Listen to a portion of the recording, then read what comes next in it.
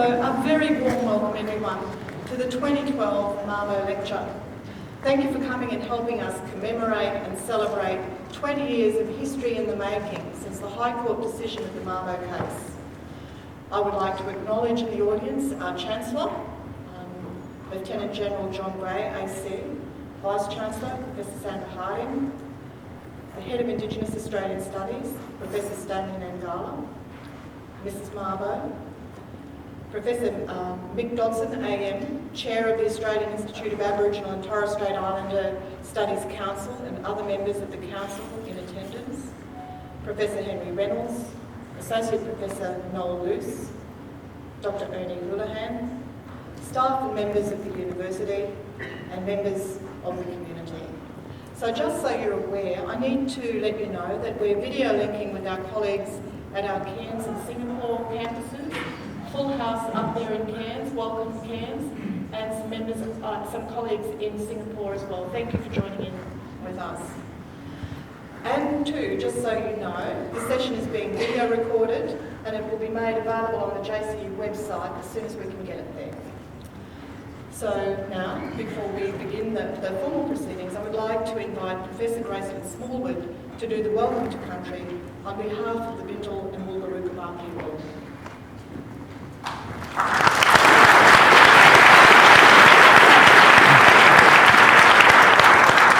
Thank you, Madam Chair and distinguished guests, and I'd like to pay my respects to the Wulgaroo Kabaki Nation, the other traditional owners, and it's an absolute honour to have such a wonderful icon and friend, Professor Henry Reynolds, who's paved the way for us through the non-Indigenous community in the 70s when he was a very strict lecturer of mine, and Dr Noel Luce and Aunty Benita Mabo and your family, all distinguished guests, both Indigenous and non-Indigenous. And just on that, when Professor Reynolds was being very strict with not only the Indigenous students but the white students, he was out there when it wasn't trendy for non-Indigenous Australians to be talking about land rights and native title, like other white colleagues, and especially his other colleague, Dr Noel Luce. But I had some very favourite memories of seeing Uncle Koiki Mabo doing the gardening, and every time we came out he'd be talking to white students about land rights, not native title. He talked about that we'd never given up our sovereign rights, and Aunty Benita can attest, and she actually wrote an article in today's paper in terms of the negatives and the positives. We were very honoured 20 years ago when Paul Keating actually assisted in the magnificent milestone of the Mabo case and his other co-plaintiffs, David Passy and the late Mr Rice. But there was some negatives too, Auntie, and then unfortunately the Howard government then assisted with the watering down with the 10-point plan, in which I called the 10-point scam. But here we all are today, James Cook, an absolute honour to have such a full audience to come and hear this wonderful friend and distinguished guest of many black and white Australians, Professor Henry Reynolds. I'd just like to close up. I was slipped this by Mr Les Melzer, who's here next week, and Mr Watson. How are you, Mick? And it's actually in today's paper, and it's a letter addressed to the Prime Minister. The National Congress of Australia's First Nations peoples recognises and heralds the 20th anniversary of the landmark decision by the High Court of Australia in the case of Mabo versus Queensland No. 2. On June the 3rd, 1992, the High Court of Australia conceded at last that the First Peoples of Australia held legitimate title to their lands at the time the British claimed sovereignty over Australia. The High Court then affirmed that our people's ownerships of the lands has endured despite colonisation and remains discernibly in Australian law. This was a pivotal point in our nation's history and a high watermark for the inherent rights of Aboriginal and Torres Strait Islander peoples. On this anniversary, though, key questions need resolutions. Has the Native Title Act met the expectations of our peoples? Has it protected and enhanced the property rights of our peoples? Has it met the standards of rights articulated in the Declaration of the Rights of Indigenous Peoples? Sadly, we have to say no. Contrary to the impact of climate change, that high watermark has dropped.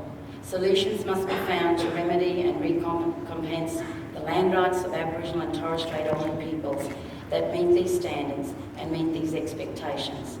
The first step is for robust and inclusive conversation to be held that develop those solutions. Congress for those conversations to commence between ourselves and with government. The National Native Title Conference in Townsville next week provides an opportunity for the conversation to begin, but the conversation must move forward in unity and integrity and in good faith with government. We ask that the Prime Minister of Australia, you commit to the conversation. Yours faithfully, Les Melzer, Jodie Braun, co-chairs National Congress of Australia's First Peoples. Wadamuli and welcome Professor Henry Reynolds.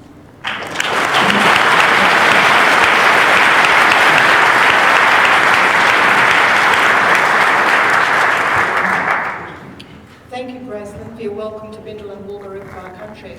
At JCU, we take pride in acknowledging the traditional custodians of the land and see formal welcomes like yours, Graceland, as a symbol and sign of our demonstration of that pride and commitment. So thank you. So let me begin proceedings with some introductory comments before I invite Professor Reynolds up to the podium.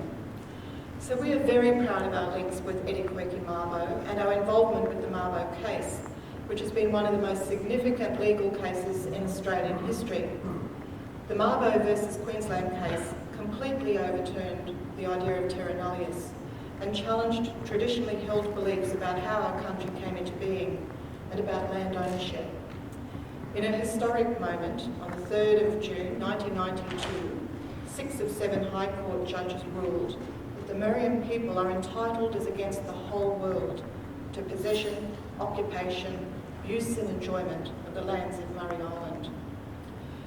We have patchy records of the Mabo Lecture being held here at James Cook University, and some of those were held in the 1990s, and Justice Cullinane just reminded me that he, in fact, did a commemorative address through the Mayo Lecture series in 2002.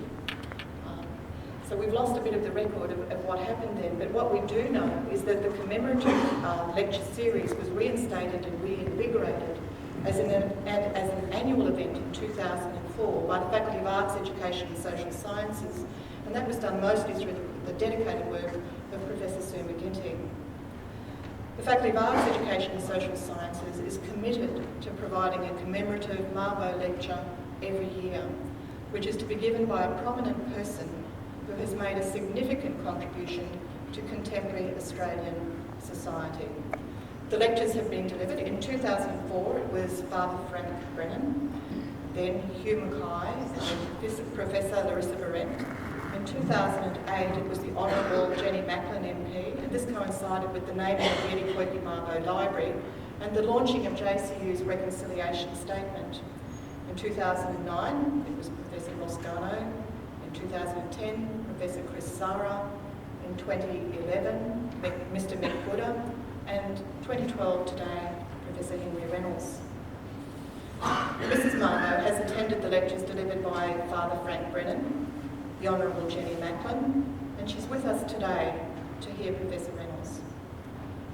The Mabo family has in fact been represented at all of the lectures.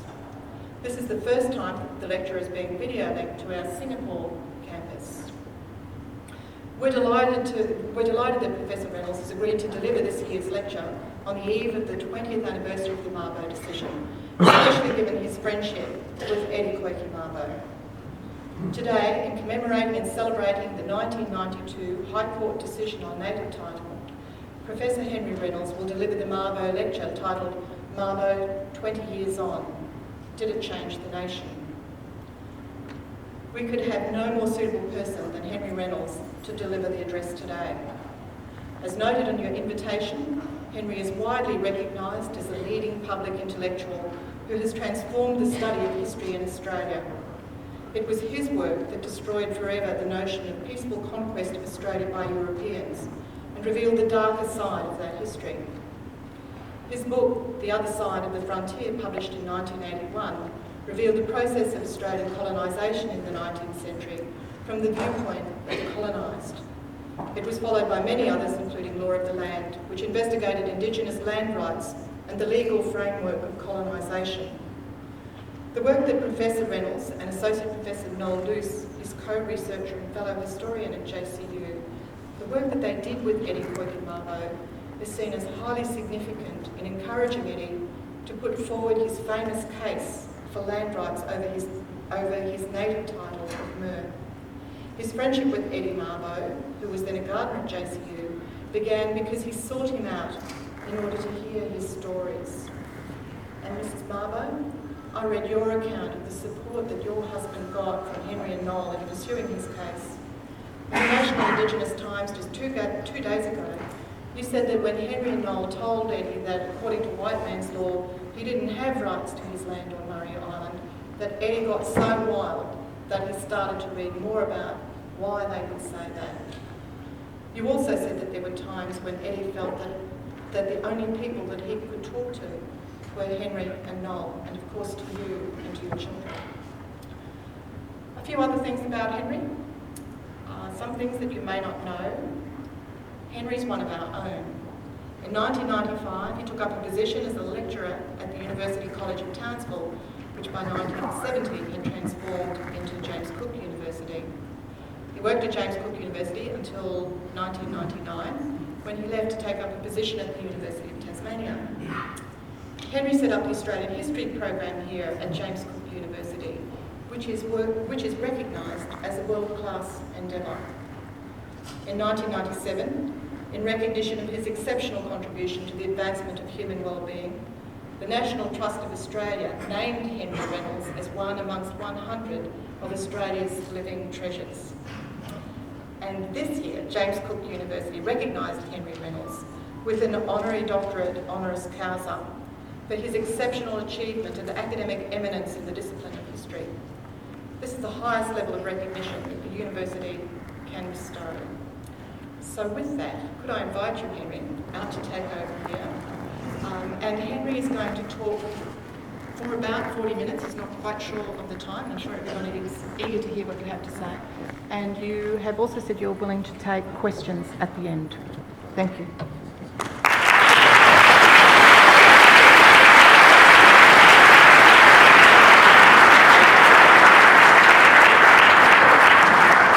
Well, thank you, Nola, and thank you for that welcome. That sort of introduction, of course, makes it very difficult to live up to what's been said before. But before I begin, I really do have to ask you, Townsville people, what have you done with the sun? This is the dry season. I remember the dry season, and it was always sunny and it never rained. Well, now, as Nola said in the introduction, it was 20 years ago tomorrow when the High Court, in a 6-1 judgment, declared in Mabo versus Queensland that the Miriam people of the Eastern Torres Strait had rights as against the whole world to possession, occupation, use and enjoyment of their land. They were wonderful words. Rights as against the whole world to possession, occupation, use and enjoyment of their land. It was among the most potent, dramatic words in Australia's legal history, and for many ways and for many people it was also unexpected. Could the court overthrow something that was so settled and had been settled for over 200 years? It was, therefore, a legal revolution. Well, now what I want to do today is firstly to look at what went before, that is, why the judgment was a legal revolution, and then I want to consider what followed from the judgment. So let's begin with the question of when, how, and in what means that Australia became British. Now, the British took 4 distinct grabs at Australia. Eastern Australia 1788, Western Australia 1829, South Australia and the Northern Territory 1834, and the north of Torres Strait, including Murray Island, in 1879. Now, as many of you will know, there was no consultation, there were no treaties, and yet the continent became British and recognised by other countries in the world as an effective instrument of annexation. But of course also, as we know, there were First Nations who had occupied the continent for at least 50,000 years, and there were maybe 750,000 people all over the continent, from the southernmost point of Tasmania to Murray Island, in rainforest, mangrove, mountain and desert. There were indigenous communities who had lived on their land and related to it for a long, long time. But when the British claimed sovereignty, they did more than claim the right to govern over Australia. They also insisted that the British Crown had also become the owner of all the land. That is, Australia was a terra nullius. They didn't for one moment argue that it was uninhabited, but the people in the continent had no rights to property. So all the land in those 4 claims of sovereignty became the property of the British Crown. This was truly an extraordinary claim. I mean, many of the people in parts of Australia didn't see a European for 100 years and more, even in eastern Australia. And there were still people living in the 1950s and 60s who hadn't been in contact with Europeans. And yet, in one ceremony, a ceremony of annexation, the land had ceased to be the land belonging to the people who lived there and occupied and used the land. It had become the property of the British Crown, or the imperial government. So this was clearly an extraordinary event. But it was extraordinary even in global terms, because in 1788, when the British arrived in Sydney and made their original claim, and it was on the 7th of February 1788 when they made this claim, there had already been 250 years of European colonisation in the New World, particularly in the Americas. And it was not normal in those circumstances to claim that the land was terra nullius. Neither the Spaniards in South America nor the British in North America, in what became USA and Canada, claimed that the native people had no rights to property. And native title, as it was Indian or native title, became a fixed part of the law of North America. And it was enunciated with great flair in the American Supreme Court in the 1820s. So there was no doubt that native title was a normal, accepted way of proceeding, and terra nullius was quite anomalous. Now, not only was this true about colonisation before Australia was settled, it was true also after Australia had been claimed. That is, in New Zealand and in Fiji and New Guinea, there was the acceptance that the indigenous people who were living on the land had rights to the land. So, Australia was in a quite unique situation. And there were also consequences of that unique situation.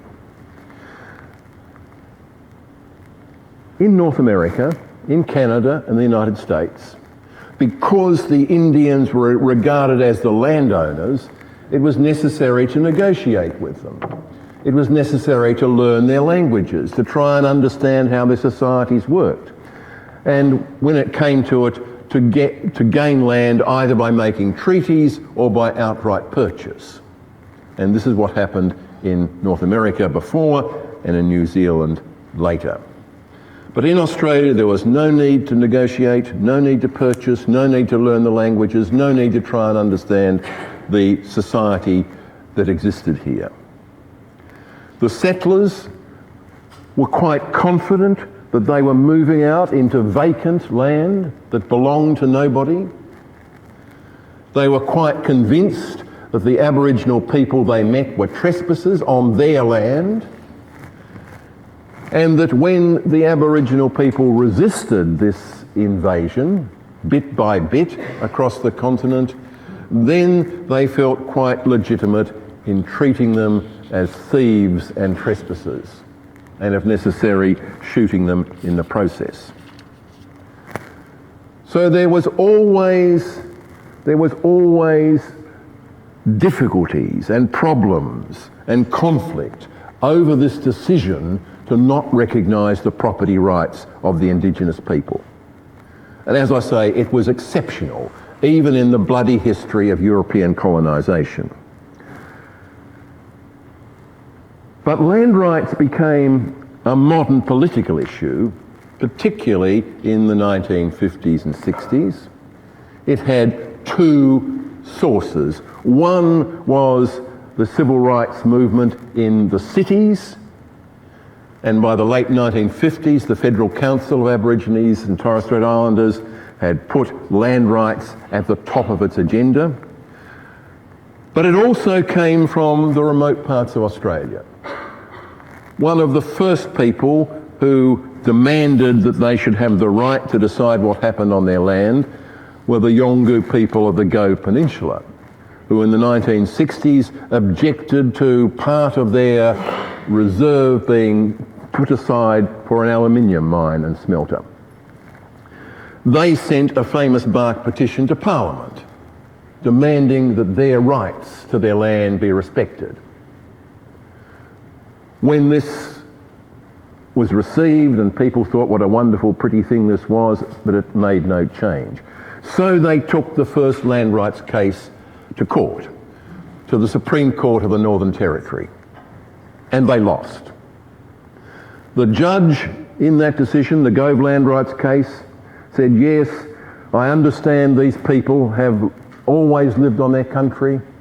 I understand that they have a close association with the land. I understand they have a system of laws, but the land owns them. They don't own the land. So the attempt to prove through the courts that terra nullius was a fiction was defeated at its first attempt.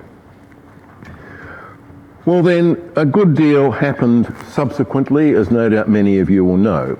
When the Whitlam government came to power in 1972, it was committed to recognising land rights. The legislation to set up a procedure in the Northern Territory, the Northern Territory Land Rights Act, was left over after the dismissal, and Malcolm Fraser, God bless his soul, he used to be the bête noire, but now is a bit of a hero. In 1976, it was Malcolm Fraser who passed the Northern Territory Land Rights Act. But what about the rest of Australia? Well, the Labor Party, as many of you will know, committed itself to establishing land rights in the whole of Australia.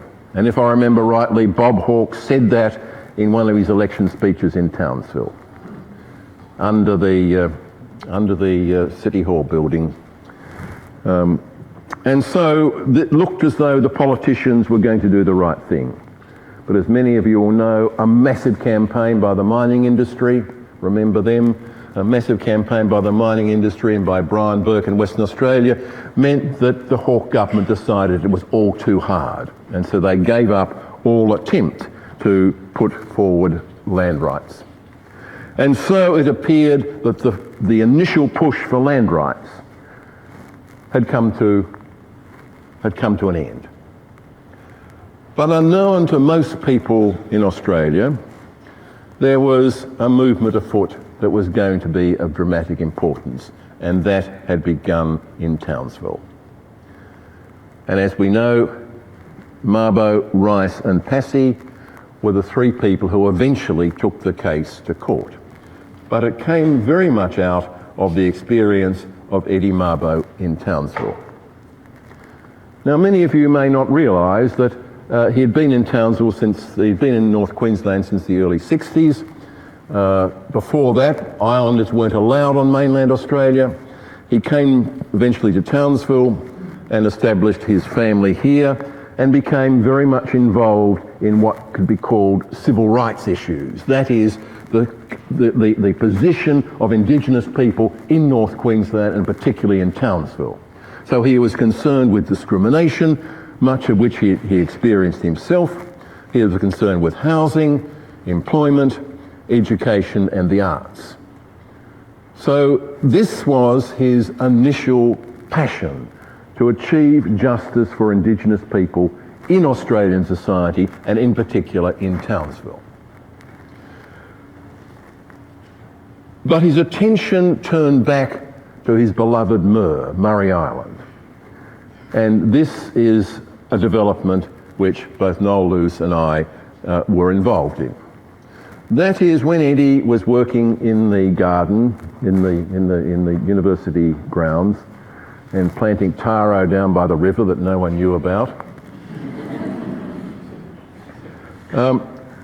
He used to come and talk to us over lunch, and much of the discussion was about finding out from Eddie what it was like to grow up in the Torres Strait. Now, it was a subject which he was intensely interested in. When he talked about his traditions and his culture and his history, his eyes shone and his face glowed. This was clearly something which he was passionately involved with. So several times I asked him, well, what is going to happen with your children when you haven't been on the island for years, for 10 years and more? And it was this worry that led to him setting up the Black Community School. But even more significantly was, in discussion, he talked constantly about his land on Murray Island. Constantly. And so once I said to him, look, how do you know that it'll still be there? You haven't been on the island for more than 10 years. And he wasn't allowed to go back at this stage. How do you know it'll still be there when you return? He said, oh, everyone knows it's Mabo land. It's been Mabo land for generations, and there's no doubt about it. When I return, I'll simply take my land up again, and that will be that. And suddenly I realised that despite his passionate engagement with the island and his close involvement with his own land, he didn't realise the fundamental point that his traditional title, although known to everyone on the island, had no legal standing whatsoever. He was in the position of tribal and Indigenous people all over the world who don't have the piece of paper that says they have the rights to their land. This was customary traditional title, and in Australian law it meant absolutely nothing. And Noel and I wondered whether we should tell him. Should we tell him this? And eventually we decided, yes, he must know. And so we said to him, look, you do realise, do you, that you don't own your land at all? You have no rights to it whatsoever. Your family may have lived there for generations, and I think he could trace his ancestors back many generations. That means nothing. And given the fact that Queensland governments were hillbilly governments at that stage, and a short time after passed a law to extinguish rights if they existed, this was a matter of great importance. And so this was undoubtedly the point at which Eddie's great activism and passion turned from the position of Indigenous people within Australian society to the question of traditional land. And I did one other thing to help this along. I remembered vaguely from my undergraduate history that there had been there had been famous cases in the Supreme Court in the United States which had defined the rights of Indians to their traditional lands. And I asked my then head of department, Professor Brian Dalton, was this so? And he was an American historian and spent about an hour telling me about it. And I realised that yes, there was a very good chance that Eddie might be able to win a court case. So I said to him, look, I think you will win a court case. You can win a court case because after all, you have a settled village dwelling existence. You use the land for growing crops. It's well known what the boundaries. I think this would be a very good case. I once, I'm sure, said to him, you'll be famous when you win your court case. Now, I didn't for one moment imagine that things would lead where they did. And certainly after that, it was other people who became critical in this whole story. One was the Students' Union, who decided to have a conference in Townsville on land rights. Few student unions can have been so influential in an important historic development, because this conference enabled two things to happen. One, it enabled Eddie to talk to almost the only people in Australia who knew anything about native title. Native title was American, Canadian law. People would have learned nothing about it in law school. They didn't think it could exist. But there were a few people who, largely because they had studied in Canada, knew about native title. And these people improbably came to Townsville. So Eddie found the very people who could carry his case, and the lawyers found the case that they were certain could carry the day in the High Court. And that is what happened. Not quickly, as most of you all know. It took 11 years. To the High Court, back to the Supreme Court of Queensland, then to the High Court because Joe Bjelke-Petersen had passed a law extinguishing native title if it existed, which was only struck down by a narrow majority because of the Race Discrimination Act, and then back to the High Court and eventually the decision. So that is the background to the Mabo judgment. Now let me briefly summarise what I've said up to this date and then move on. I began by pointing out that the doctrine of terra nullius, which was applied to the whole of Australia, was distinctive to Australia. It didn't happen in other parts of the world where European colonisers met Indigenous people.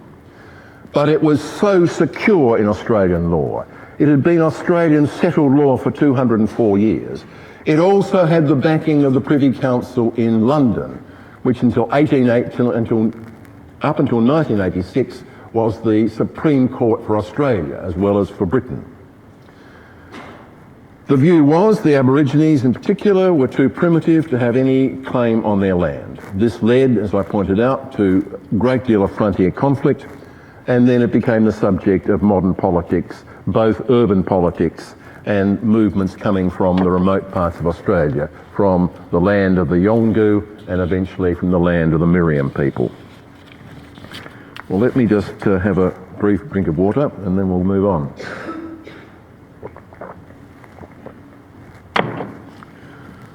Well, how did this affect Australia? Let me begin by arguing that one of the often overlooked consequences was the effect this had on Australia's international standing. By the 1960s, Australia carried two heavy burdens around the world. One was the White Australia policy, which was only just beginning to change. The other was discrimination against the Aboriginal and Islander people, against the Indigenous people. And these two things were widely known and understood. In many ways, these were the only two things people knew about Australia. And it had a racial immigration policy and that it ill-treated its Indigenous people. Now, up till the 1930s, this didn't matter all that much. Australia could sail along and not feel it needed to change. But by the 1960s, it was a different story. The European empires had gone or were going. The whole idea of race had been profoundly discredited by the Holocaust. Decolonisation had meant that there were many, many new non-European countries, and these non-European countries by the 1960s had a majority in the United Nations General Assembly. But also Australia was involved and had committed itself to the great documents of universal human rights.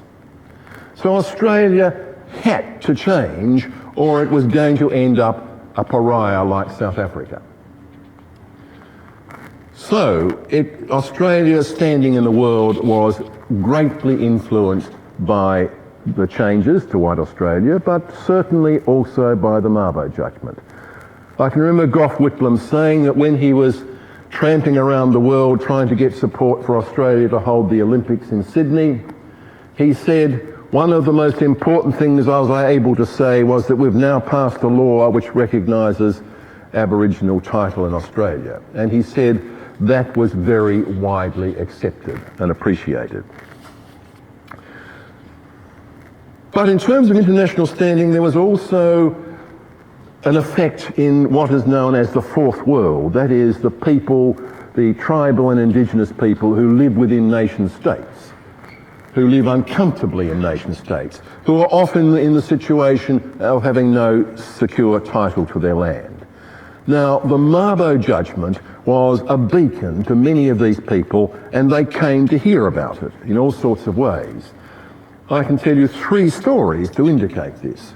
The first was when I met a group of leading Ainu in Japan, and they knew about Mabo, and this was important for them.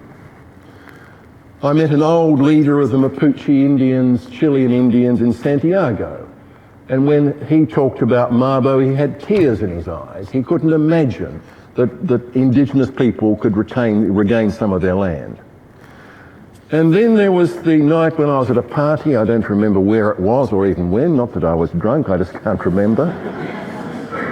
Wouldn't have been out of the question, of course.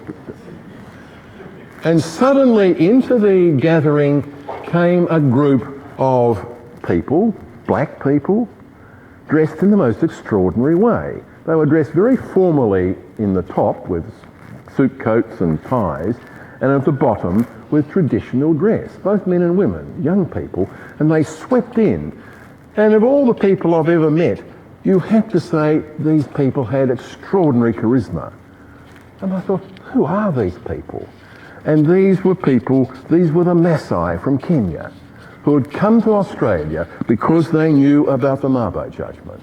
And they'd come to Australia to see what they could learn about the Mabo judgment, which they could take back and try and win their rights to their traditional lands. So that's my first point. The rest of the world did know about this, and it was important for Australia's standing in the world. But of course, the centre of the story is land. So let's consider land over the last 20 years since the judgment. Because the Mabo judgment was just the beginning of the story.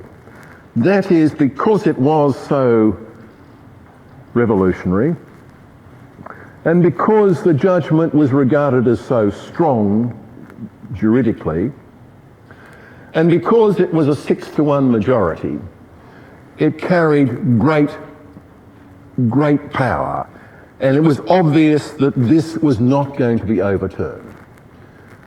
So following Mabo, there were many more court cases endeavouring to define exactly what native title meant in the Federal Court and in the High Court. The Wick judgment in 1996, which recognised a continuing Aboriginal interest over pastoral leases, was even more controversial than the Mabo judgment, but could only have happened following the Mabo judgment. And then many of you will recall the Native Title Act of 1993 passed on Christmas Eve, as I remember. I was convinced my wife was not going to get back from Canberra because I don't think it was passed until midnight just before Christmas in 1993, as a result of fierce opposition, fierce criticism and opposition from the Liberal and National parties, and I must say a great deal of unease amongst the Labor Party. And there's no doubt that it was Keating's determination which allowed the Labor Party to push ahead and do what they did. And the legislation was followed by the setting up of the National Native Title Tribunal in 1994. So, in a way, we've got now 18 years from 1994 to the present. So let's consider what actually has happened with land, Indigenous land, over that period. Now, as you will gather from Les Meltzer's comment today, there is a good deal of disappointment. And there are some obvious problems with the whole process. One is that it all takes so long. The average for a settlement is 6 years, and there are some settlements which have taken more than 10. So in a way, Eddie Mabo's battle for 11 years has prefigured what's happened all over Australia. And it's meant that many of those people, many of the old people who started the campaign, were dead before a decision was made. It also means there's a very large backlog. There are 214 outstanding cases before the National Native Title Tribunal. There's also an understanding that it is far easier to prove native title in the remote parts of Australia, and people there where there's only Crown land have got settlements in their favour and been given exclusive right, native title to that land. But there are many Aboriginal people who were moved off their land long ago and have had great difficulty in trying to establish their traditional links, because you have to be able to prove your traditional links with the country. And in many parts of long-settled Australia, that has proved very difficult. The Yorta people around the Murray Valley were the classic case where the judge said, where in 3 court cases, it was determined that the tides of history had washed away their links with their land, although they subsequently have had a settlement with the Victorian government. There also, of course, was no suggestion that there should be any compensation or reparation for land that had been taken wrongfully, as several of the judges said, wrongfully. They didn't say illegally, but wrongfully. Dean and Gordon said again and again it was wrong. And of course, native title is not freehold. It is a quite different form of tenure. Now, all of those things I think are true, but nonetheless, it shouldn't hide from us what has been achieved in the 18 years. There have been 134 determinations recognising native title, covering 15% of the continent. This is a huge area we're talking about. Now, it has been much easier in places like Torres Strait, Arnhem Land, Cape York, the Kimberley and the Central Deserts to establish native title, and this is where many of the successful cases have been. Elsewhere, people are not given, the native title is recognised, but they are not given exclusive right because there are other people who have claims over the same land. But still, despite all that, there are many, many Aboriginal communities who still want to establish their native title before the tribunal. And there are still hundreds of applications awaiting processing. Now, when I began to do some research to catch up to give this lecture, what I found was the most surprising thing was the extent of agreements that have been made that haven't gone to court, that are called Indigenous Land Use Agreements. Now, at last month, there'd been 628 Indigenous land use agreements around Australia. And Queensland is the standout state, 355 land use agreements. Now, these are agreements which are reached by negotiation and are registered with the Native Title Tribunal and have the force of law. This negotiation isn't just talk, because it does establish legally binding agreements. And all over Australia, local Aboriginal groups, or nations if you will, have negotiated with local government, with state and federal governments, with mining, fishing, tourist industries, with the Wet Tropics Authority, with Gabrumpa, with energy companies and with pastoralists.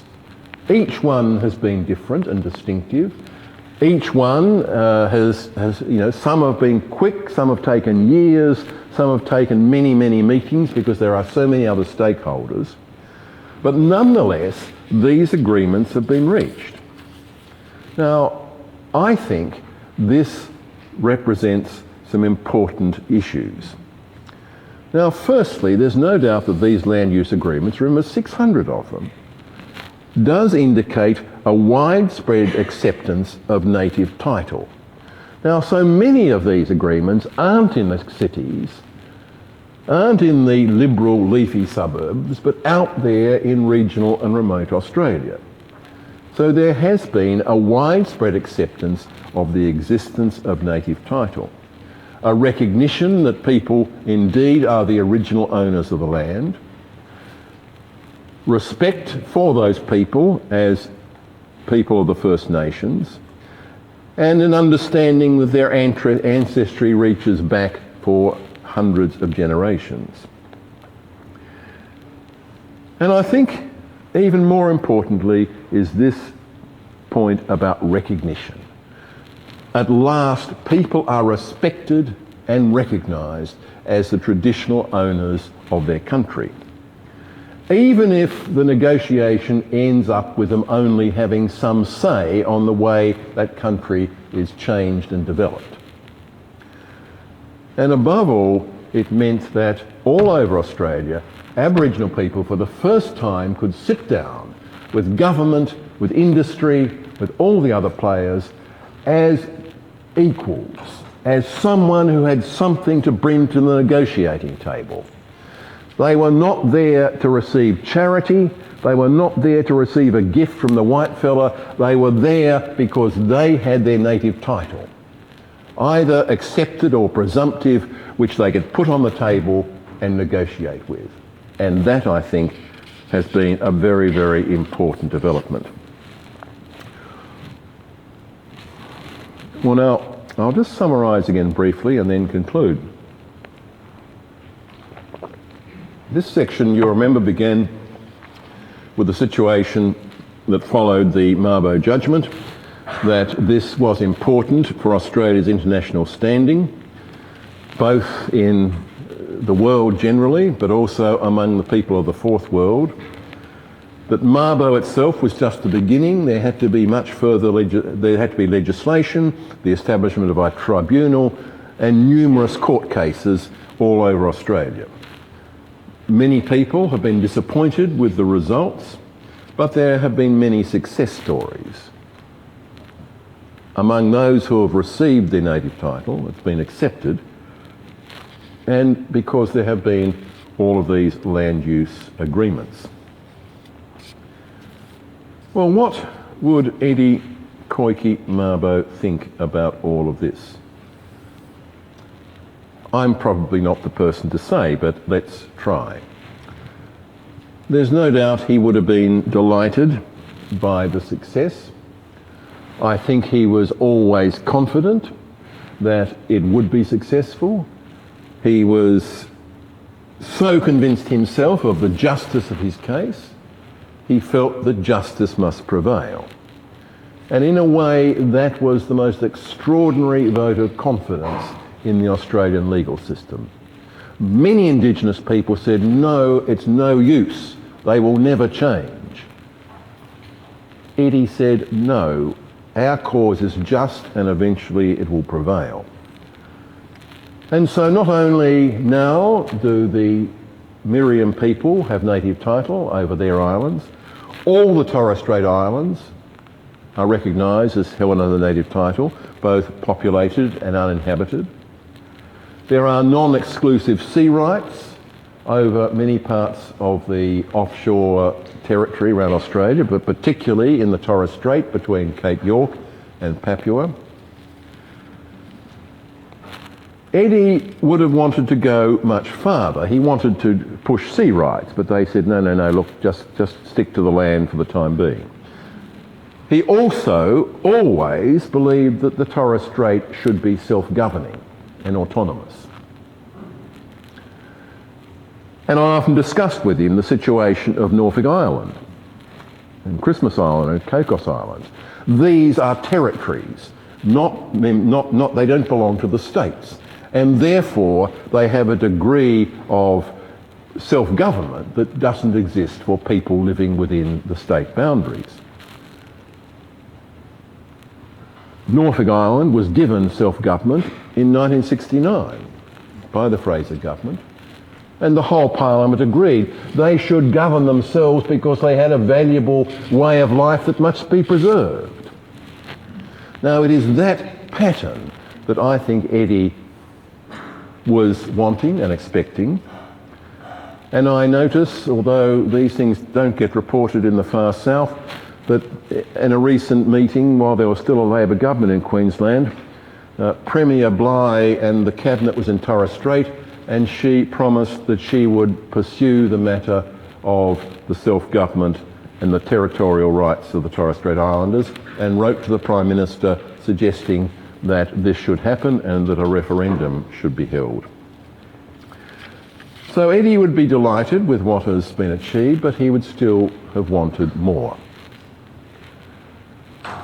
Let me finish by returning to my role as an historian and consider two historical issues.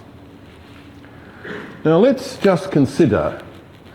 remind you that the Murray Islands were not part of Australia until 1879, when the Queensland pushed its border north. Now let's suppose either that Queensland had not pushed its border that far north, or that it had not annexed the Northern Torres Strait at all. Well, then a few years later, in 1884, when the British government annexed Papua, it is quite likely that the Murray Islands would have been included in that annexation. They would have become part of Papua. In a way, the Murray Islands had two hands reaching out for them in those years.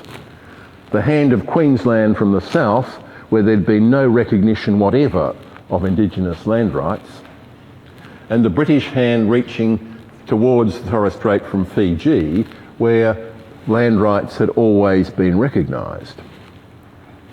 So it's just possible, had things been slightly different, that Eddie would have grown up as a Papuan.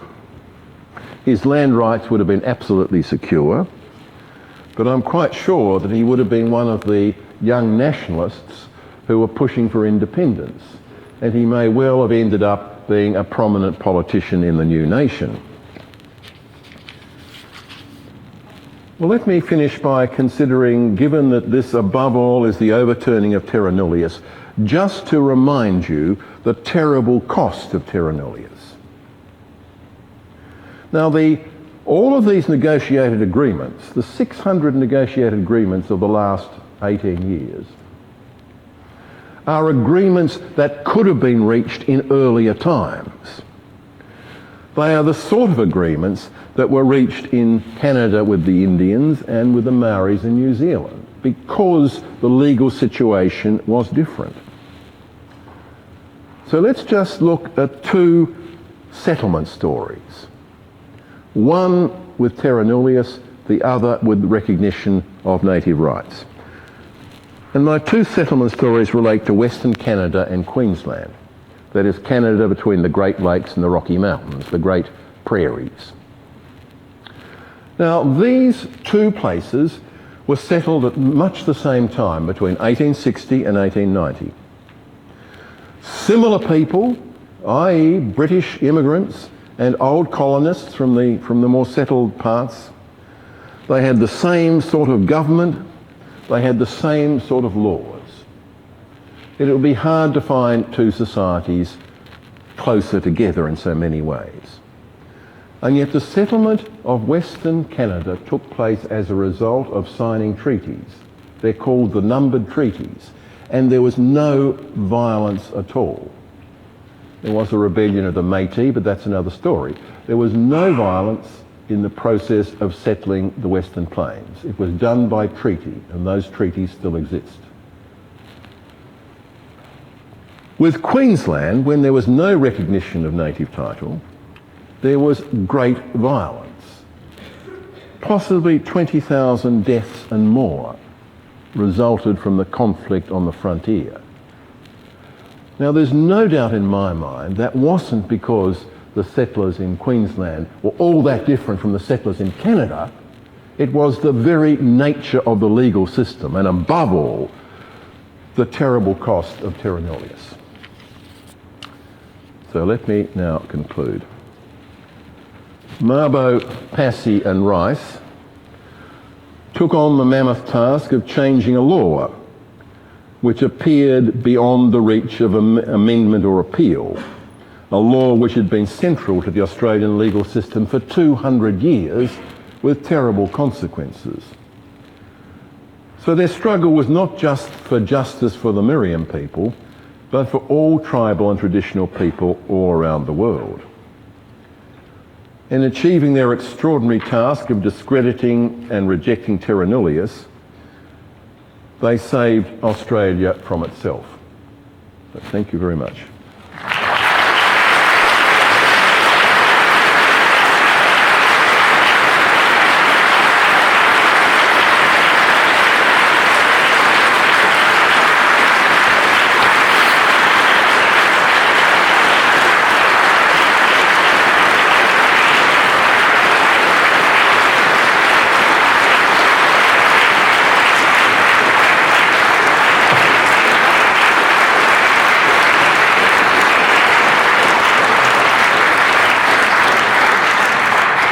Well, thanks for that applause. That's very humbling.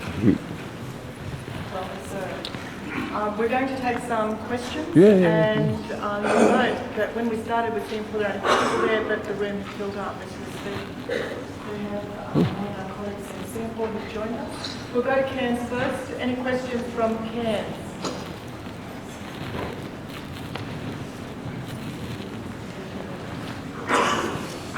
Any questions from Cairns? And if you need to go to and you have another appointment, feel free to go. So, questions from Townsville?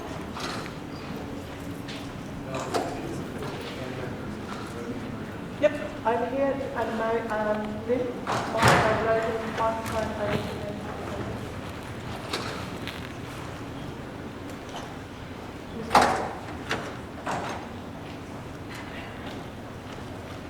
Here comes the sorry, then, let's be going to get into the microphone.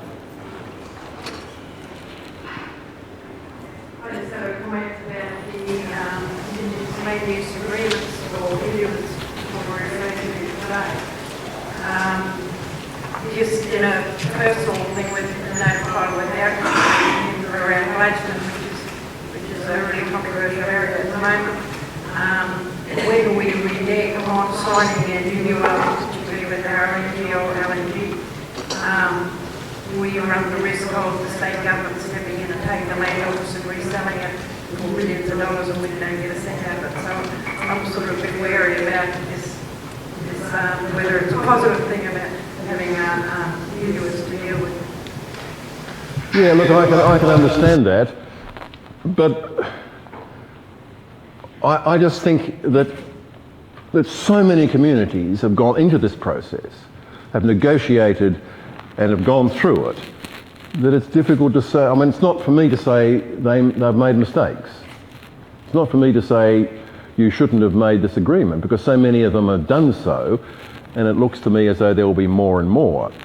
No doubt everything depends on where it is, who the parties are, how good the negotiators are. I mean, it's a moving feast, but it does seem to me that people have voted with their feet that they want this sort of agreement.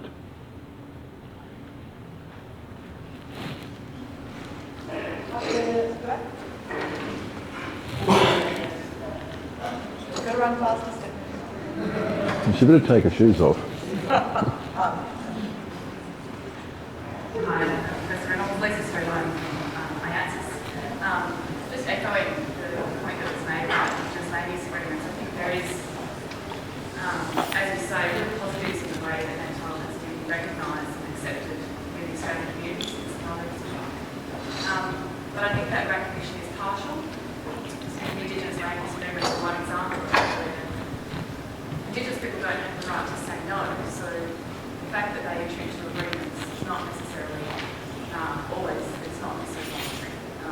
not being able to walk away from those connections is incredibly disempowering, just as being at the table is incredibly empowering. There are those two sides to it. The other element I wanted to suggest in terms of partial recognition is I was interested in your comments about the Torres Strait and the issues around self-government in Torres Strait. And again, the fact that in the Torres Strait, despite having proved the system of property law exists and the system of tenure exists, it's not actually the property law of the Torres Strait. The property law of the Torres Strait is still the Queensland property law. And every island still has a big granting trust over it that manages the leasing and land. So there's those layering of tenure still where that title is not fully recognised as the system of tenure that's appropriate to the land. And I think that really is creating a lot of tension in communities and trying to manage those differences in tenure. And another thing that Indigenous groups are still coming to terms with how does this recognition actually penetrate into Australian law. And it would be interesting to see an example in the Torres Strait where the right to actually make laws about property and what impact that would have on the integration of that title fully into the property system. Yeah, look, I defer to your far greater expertise than mine. I accept those comments to say you're an expert. I'm just a bush lawyer. Thank you. Any other questions over here? Oh, Noel. So, Noel, let's... So, Noel, you're fine. Then we'll go up to that. Yes?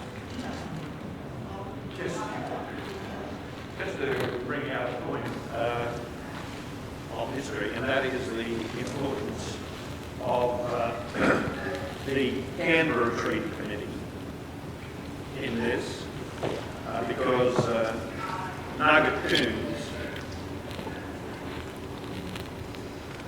Nugget Coombs and Judith Wright were very, and Garth Emery were very instrumental at that 1981 conference.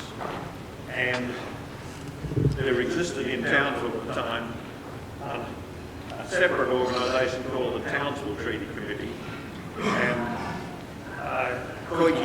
Eddie Koiki Mabo was we had black and white. The Canberra committee was all white, but we didn't function like that. And Koiki was the white chairperson of that Townsville Treaty Committee. He was the black chairperson. I was the white person, chairperson. And Koiki, the 1981 conference was co-run by the Townsville Treaty Committee and the Students' Union, and the forgotten person in all of this is the Eric Albright, the president of the Students' Union, who was very, very, very much involved with getting that conference off the ground. I say this because there's an article in the Australians today that says I organised that conference. I didn't. I was one of the two there who I would hate Eric to think that I had anything to do with saying that. I actually made it very clear. Well, he wouldn't believe the Australian, no. I don't read it normally, but they do. And I'd just like to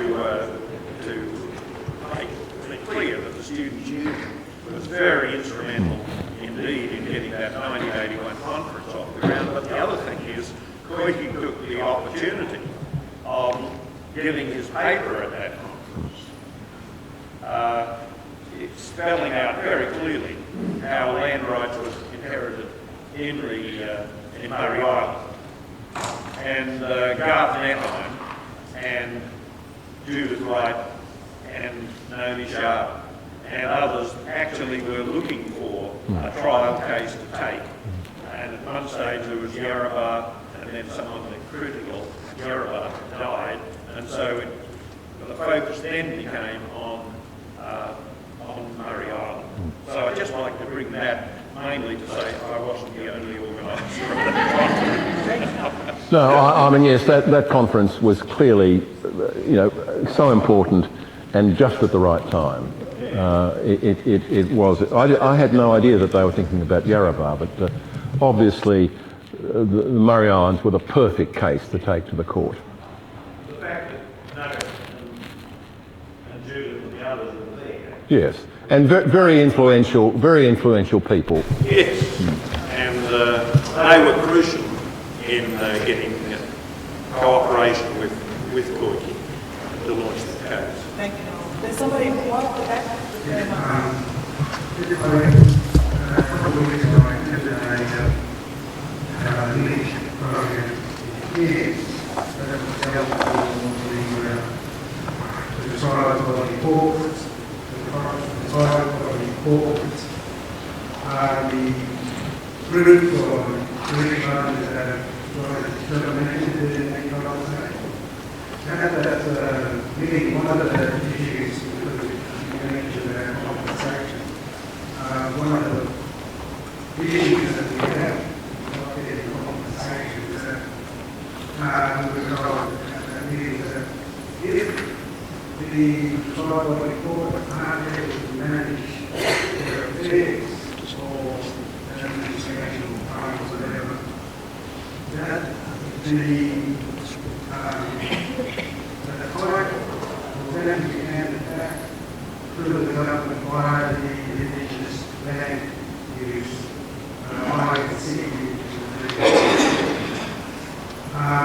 We know that in what we did at one plan is that we were only basically given the rights to have access to their country.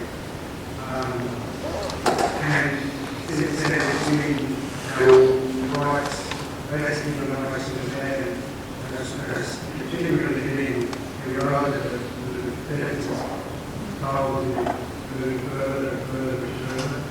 And our things keep going back.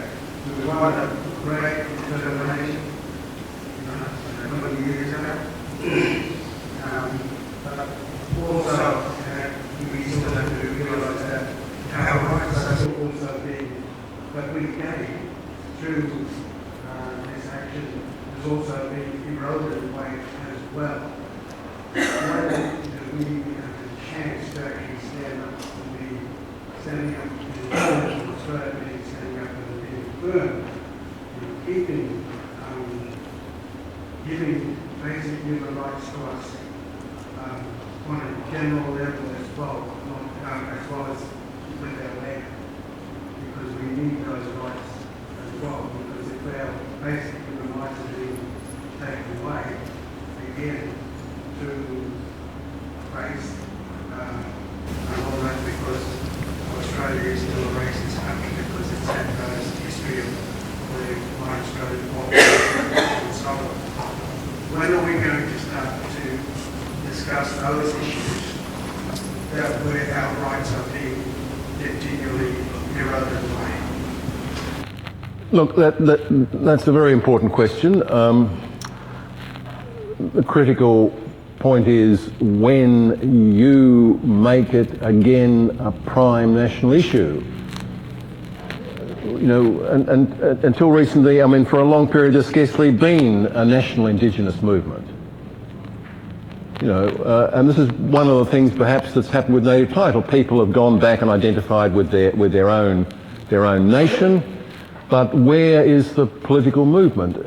Things have to be. You have to keep pushing, or indeed things will slip back. I mean, there seems to me no suggestion that at the moment federal politics will advance your cause anywhere at all.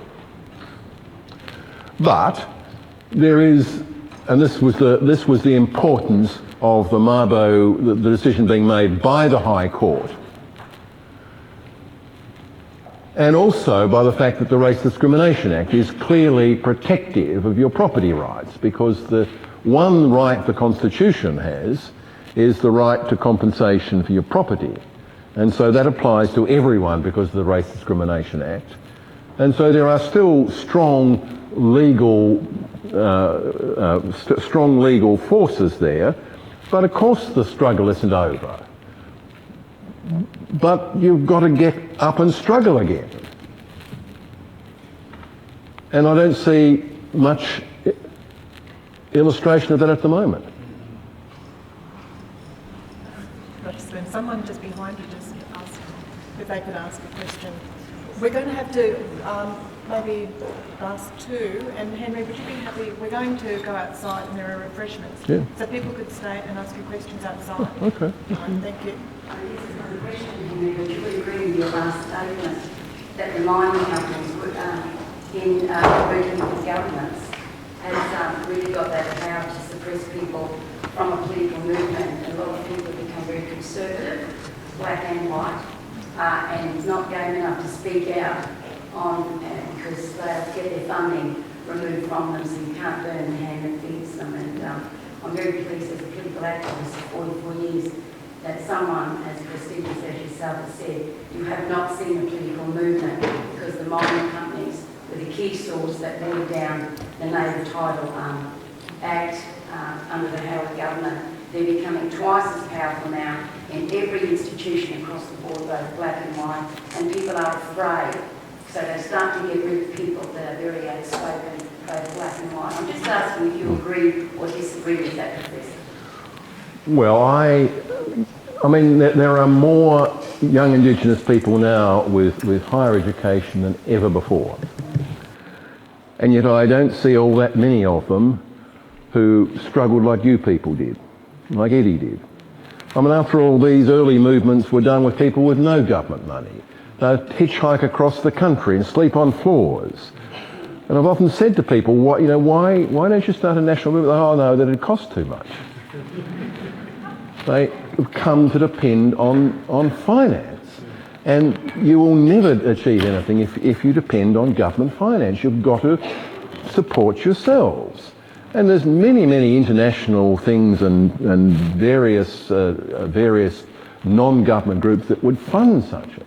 And if you really want to achieve, get out into the world. Do what Ramos Horta did. Go around the world and present your case. And, you know, that has always been, from the very beginning in the 1820s and 30s, Australia responded to pressure from outside. If you want to go on achieving things, get up and get out around the world. I mean, Les Meltzer is a very good case. Les has spent half his life outside Australia, but always with that commitment to achieving a far better outcome.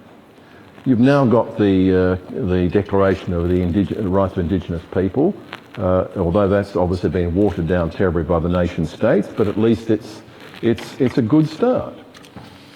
So yes, the struggle must go on. Right, thank you. Very last question, and because the person behind you had their hand up before you, Graceland, so yeah. This is somewhat of a personal question. Do you want a personal answer? Accused of having a black parliament. Your study, your scholarship was questioned, was vilified, and you were attacked personally. Now I read the other side of the frontier and I was very impressed with the amount of detail that they had. Just like that you were dragged out incredible places, and the scholarship was amazing. What was the effect on you? Well, first of all, were you surprised that this attack came? And what was the effect on you to have your professorship, your scholarship questioned in a fairly radical way? Yeah. Well, in some ways, it came later than I was expecting. I mean, I always knew that what I was doing was you know, attacking conventional views, upsetting the very comfortable view of Australian history. And as I've told people many times before, when my first year at James Cook teaching Australian history, I was given the textbook, because it was a textbook they used in Brisbane, and in that textbook there was no mention of the Aborigines. They weren't even an index. So that was the old Australian historiography. Now, if you lived in North Queensland, you realised that was ridiculous. And it was as much as the fact that I came to North Queensland that meant I had to write a different sort of history. Or to begin with, I had to teach a different sort of history, because my students would think nothing of any importance had ever happened in North Queensland.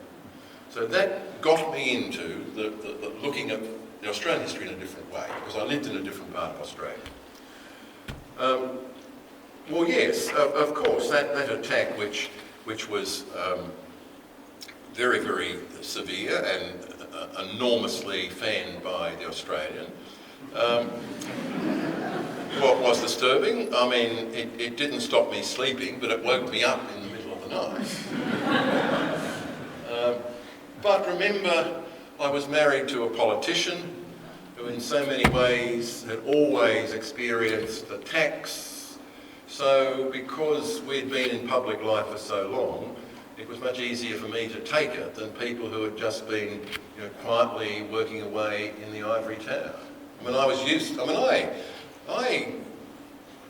many people would have over the years felt that I was aggressive and unpleasant and attacking them. So, if you hand it out, you've got to take it back.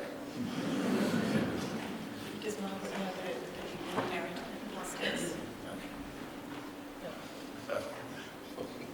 Right, thank you. We're going to draw it to an end, and I think that the audience has already demonstrated its appreciation for the presentation that you offered, Henry. So we have something else, another way of demonstrating our appreciation. You've got the sun to come out. Even better, even better. And I'd just like everybody to know it really is quite a significant gift for you. It's a painting by Gail Mabo. And going back to the Australian again, in the Australian this morning, and Mrs. Mabo, I hope that Gail was quoted properly this morning, but she said that her dad had said to her, one day everybody would know his name in Australia. And I think that you've told us that that's gone much wider. The aspiration was very modest. And so a painting from his daughter, and we're hoping that one day everybody will know Gail Mabo's name in Australia as well.